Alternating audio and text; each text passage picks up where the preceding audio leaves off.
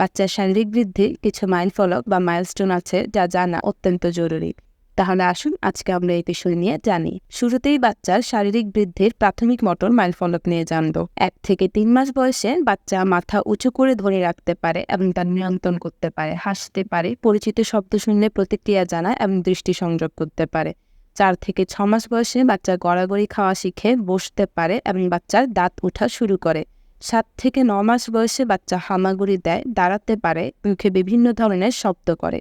10 থেকে 12 মাস বয়সে বাচ্চা প্রথম শব্দ বলতে পারে, কথা বুঝতে পারে, কথায় প্রতিক্রিয়া জানাতে পারে, মানুষ কিংবা বস্তু চিনতে পারে এবং তা চিহ্নিত করতে পারে। 13 থেকে 18 মাস বয়সে বাচ্চা হাঁটা শুরু করে এবং বই নিয়ে খেলতে পারে।